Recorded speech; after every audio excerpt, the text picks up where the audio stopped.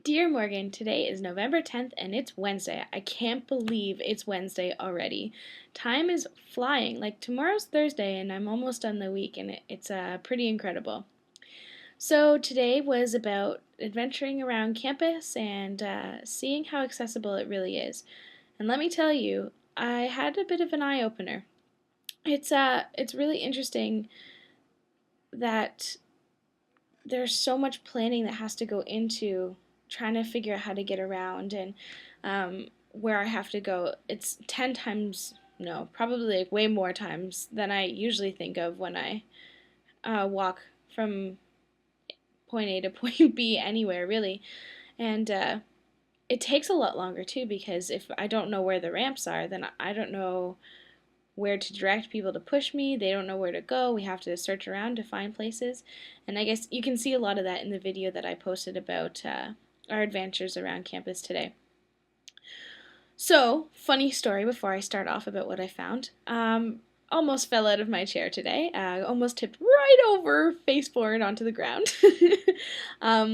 Poor one of my friends is taking me to class and taking me back to SJ from class, and there's this huge rut in one of the roads, and we both know it's there, but we both seemed to didn't notice that my front wheels had got stuck, and she continued to push me, and I wasn't going anywhere but flipping right over. So it was a bit of a scary moment, but I thought it was hilarious, and I hope she doesn't feel too bad because she really shouldn't. Like, it's not her fault whatsoever. But Morgan, I almost did a faceplant. It was pretty interesting.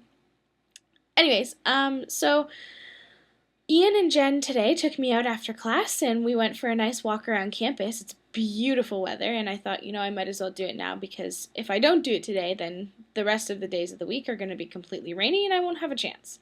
So, one thing I wanted to talk about was the interesting perspective of people when, when you're walking around. I mean, um, crowds are a bit more of an issue because I can't weave as easily as I usually can, and I have no control over where I'm going. It's only the people pushing me.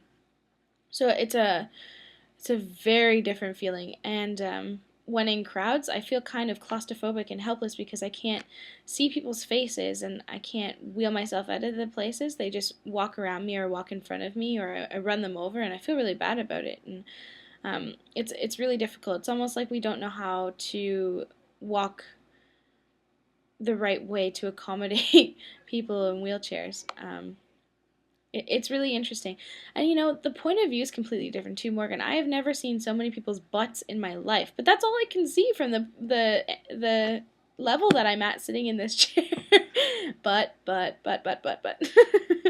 And it's really different. I miss seeing people's faces when I look at them instead of having to look up and then see their face.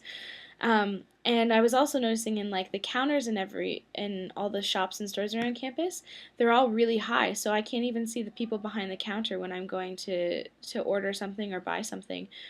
And I wonder how much they take that into consideration when they're building places like that. Now I understand you need it high enough so that a person can work at it, but none of them even have like glass in the front of them so they can see down and through to talk to the people. Everyone in the SJ Caf has to walk around the side and ask me what I want and then walk back, get it for me and bring it over because I can't I can't yell up over top of it. My voice can't get there. So it's really interesting perspective of being so close to the ground and not having that eye contact with people automatically unless I have to look up and then look into their faces.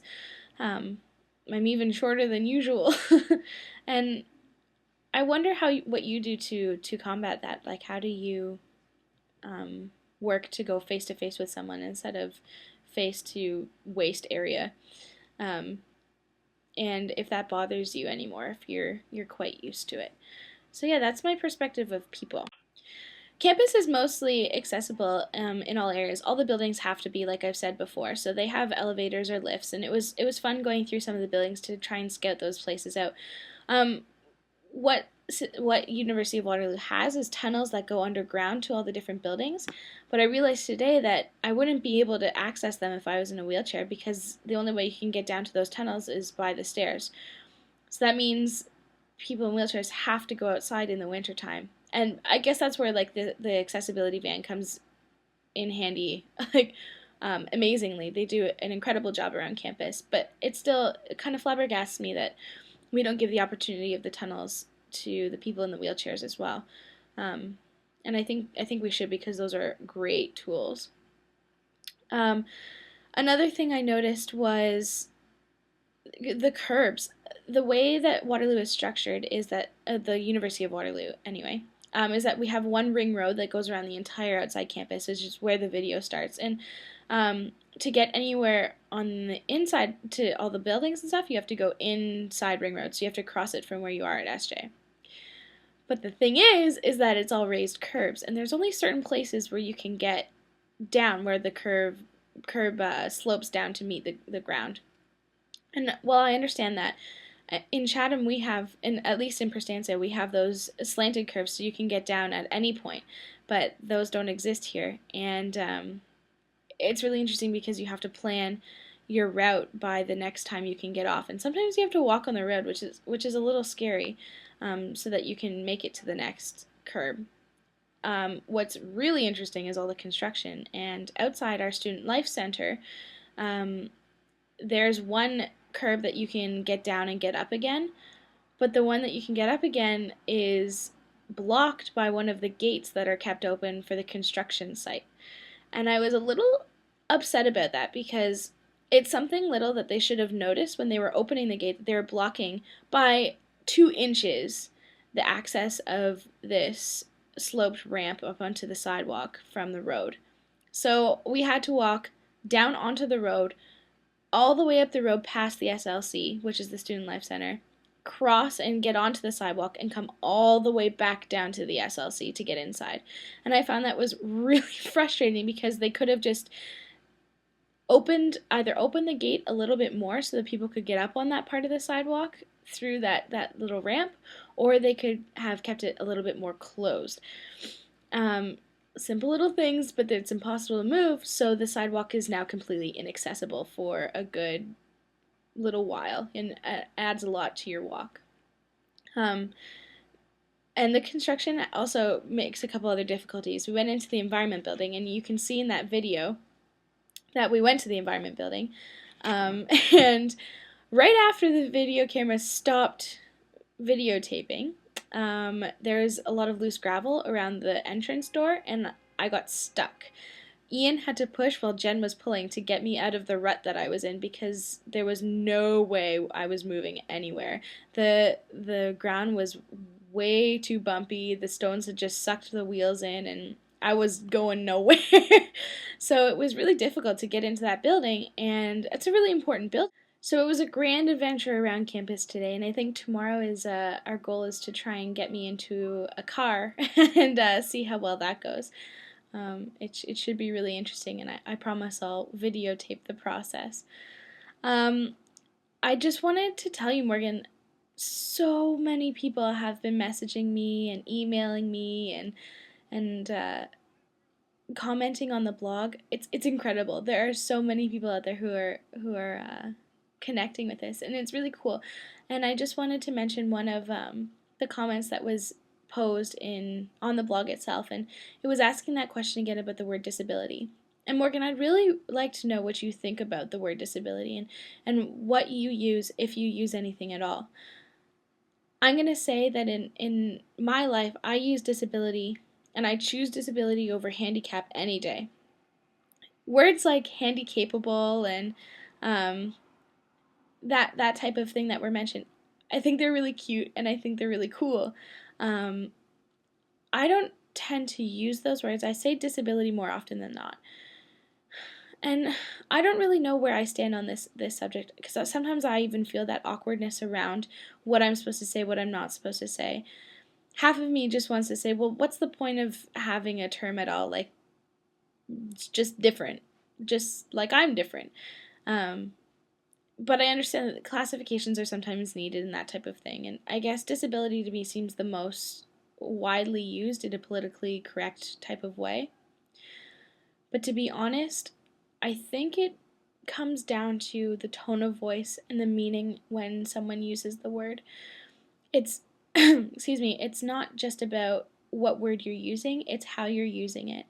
And if it's from a human approach, I think that speaks way more than whatever the word you're using, because behind a word is a bajillion different definitions, and they're all implied through different forms of communication. And every time you say a word, it's aided by nonverbal cues with it as well. So it's how you hold yourself when you're saying something. It's what your eyes are saying when you say something. It's your tone of voice. It's your expression. Um, it's how you're speaking to the person. And so I think that whatever term someone uses, whatever accepted term, I think as long as it's said with a human approach, a humanity-based approach with compassion for all human beings, and not just not just a certain type of human being. If it goes down to that level where everyone is accepted, and it's just a warm, not meaning anything bad by it type of phrase, I don't think it's wrong. I think that if someone is offended by it and asks not to say it again, then you should try not to say it again in their presence. But I think that it's really just about the tone and the way things are said. On that point, sometimes I think that it being so awkward about what to say and what not to say creates this tension around how you speak. And that tension brings this kind of awkward situation to the conversation. Confusion, I guess you would say it is, between the sender and the receiver as to, well, did that person mean something mean by that, or did they not? So I guess what I'm trying to say is that use something you're comfortable with, that you know is generally well accepted, but more importantly, approach conversation and approach the term that you're using with a really compassionate and respectful attitude towards whoever you're speaking with or speaking about. And I think at this point in time, and in any point in time where you're just meeting the person or have just met the person, that's all you can ask for. As you get to know the person, you'll know what they like and what they don't like. But that's just like any other relationship you have with people.